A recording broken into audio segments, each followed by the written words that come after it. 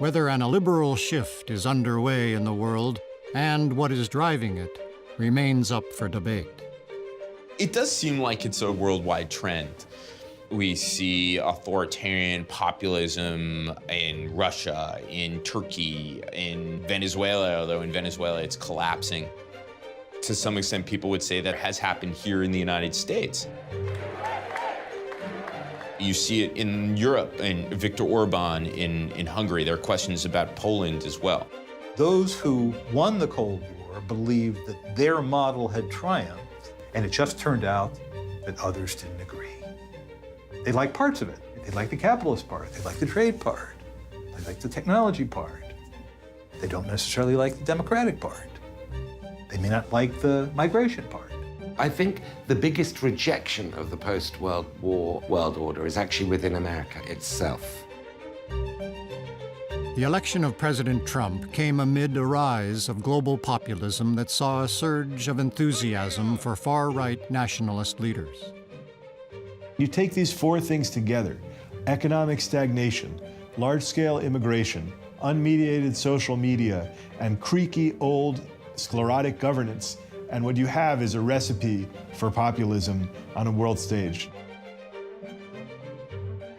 One of the things that has been striking about the last 10 years is the rise of identity politics in the Western liberal democratic world, right? Nationalism, ethnicity, religion.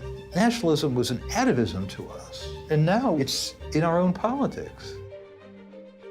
To some, the drift is a sign that the U.S. should redouble efforts to stand in defense of liberal values. To others, it is time for America to put her own house in order and let regional powers address regional problems.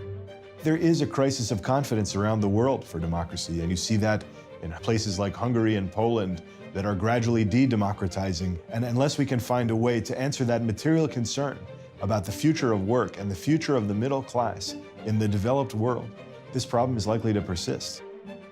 It is up to us who live in the free world to maintain the instruments of power, the arrangements, the alliance systems, the structures that would be able to spread democratic forms of government. And you can't do that unless you have a powerful United States.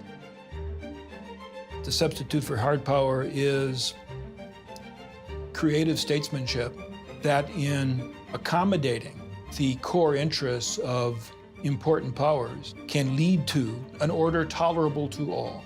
If the United States is perceived as backing off the idea of reciprocity, which is key to understanding interdependence, then everybody else will start to play that game as well. And that is exactly what happened after 1929. And the results were cataclysmic.